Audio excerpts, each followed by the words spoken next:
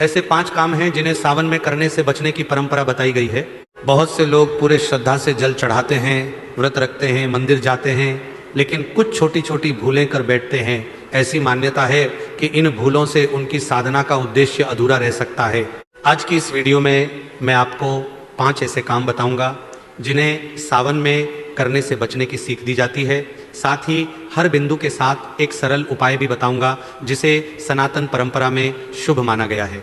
लेकिन एक बात, 5वां काम ऐसा है जिसे आज भी लाखों लोग रोज करते हैं और उन्हें पता भी नहीं होता, इसलिए वीडियो को अंत तक अवश्य देखिए। अगर आप सच्चे शिव भक्त हैं तो कमेंट में एक बार जरूर लिखिए, हर हर महादेव। पहला काम, क्रोध और कटु वचन। भाइयों और बहनों, भगवान शिव को भोलेनाथ कहा जाता है। वे बड़े सरल, शांत और करुणामय हैं। सनातन परंपरा हमें सिखाती है कि पूजा केवल मंदिर में नहीं होती बल्कि हमारे व्यवहार में भी दिखाई देनी चाहिए। कल्पना कीजिए, एक व्यक्ति सुबह सुबह मंदिर जाता है, शिवलिंग पर दूध चढ़ाता है, जलाभिषेक करता है, बेलपत्र चढ़ाता है, लेकिन घर लौटते ही माता पिता से ऊंची आवाज में बात करता है, पत्नी या पति का अपमान करता है, बच्चों पर बिना कारण क्रोध करता है या किसी गरीब का दिल दुखा देता है। ऐसी स्थिति में पूजा का वास्तविक उद्देश्य अधूरा माना जाता है। इसलिए सावन में सबसे पहला नियम यही बताया गया है, अपनी वाणी को पवित्र बनाइए। जहां तक संभव हो किसी का अपमान मत कीजिए, कटु वचन मत बोलिए, गुस्सा आए तो कुछ पल रुक जाइए और मन ही मन नमः शिवाय का जाप कीजिए। ऐसी मान्यता है कि शांत मन से की गई पूजा अधिक फलदायी मानी जाती है। दूसरा काम, बिना श्रद्धा के केवल दिखावे की पूजा।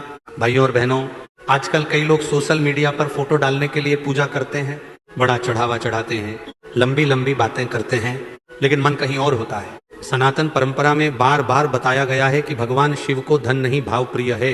एक लोटा स्वच्छ जल, एक सच्चा मन और भगवान का स्मरण, यही सबसे बड़ा चढ़ावा माना गया है। इसलिए यदि आपके पास अधिक सामग्री नहीं है तो चिंता मत कीजिए, श्रद्धा से एक लोटा जल अर्पित कीजिए। बेलपत्र उपलब्ध हो तो चढ़ाइए, न हो तो केवल भगवान का नाम लेकर प्रार्थना कीजिए, क्योंकि ऐसी मान्यता है कि भोलेनाथ भक्त का हृदय देखते हैं, उसकी संपत्ति नहीं।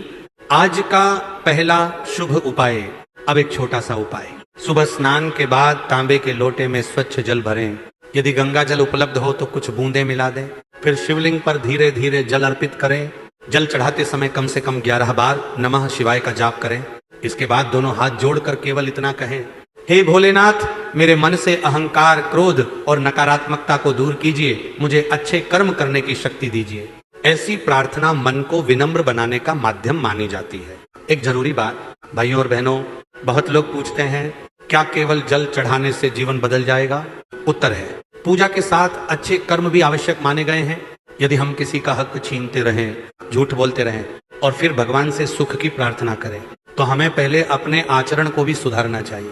यही सावन का सबसे बड़ा संदेश है। तीसरी गलती, माता पिता और गुरु का अनादर करना।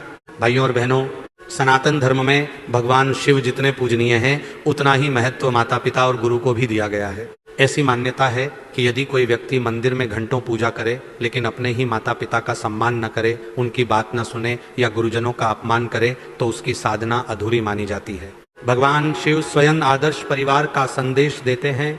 इसलिए सावन में एक छोटा सा संकल्प लीजिए, सुबह घर से निकलने से पहले माता पिता के चरण स्पर्श करें। यदि वे दूर रहते हैं तो उन्हें फोन करके आशीर्वाद लें। अगर आपके गुरु हैं तो उनका सम्मान करें। ऐसी मान्यता है कि बड़ों का आशीर्वाद जीवन में सकारात्मकता और आत्मबल बढ़ाता है। तीसरा शुभ उपाय, यदि आप चाहते हैं कि सावन का महीना शांति और सद्भाव के साथ बीते, तो प्रतिदिन पूजा के बाद भगवान शिव के सामने एक दीपक जलाइए और फिर अपने माता पिता या घर के बड़े बुजुर्गों का आशीर्वाद लीजिए। यह एक सरल पारंपरिक अभ्यास है जो परिवार में प्रेम और सम्मान का वातावरण बनाने में सहायक माना जाता है। चौथी गलती, पूजा करके भी किसी का हक मारना। अब ध्यान से सुनिए, यह गलती बहुत गंभीर मानी जाती है। कुछ लोग सुबह भगवान शिव को दूध चढ़ाते हैं, लेकिन दुकान पर ग्राहक को गलत सामान दे देते हैं, मजदूर की मेहनत का पैसा रोक लेते हैं, झूठ बोलकर लाभ कमाते हैं या किसी गरीब का अधिकार छीन लेते हैं। सनातन परंपरा हमें सिखाती है कि ईमानदारी भी पूजा का ही एक रूप है। ऐसी मान्यता है कि भगवान शिव को सच्ची कमाई और सच्चा आचरण प्रिय है। यदि कमाई कम हो लेकिन ईमानदारी से हो तो वही सबसे बड़ा प्रसाद माना जाता है। चौथा शुभ उपाय, यदि व्यापार करते हैं तो सावन में एक संकल्प लें, किसी ग्राहक के साथ धोखा नहीं करेंगे। यदि नौकरी करते हैं तो अपना कार्य पूरी ईमानदारी से करेंगे। यदि पढ़ाई करते हैं तो नकल नहीं करेंगे। और यदि किसी का पैसा देना है तो समय पर लौटाने का प्रयास करेंगे। ऐसे आचरण को धर्म और कर्म का पालन माना जाता है।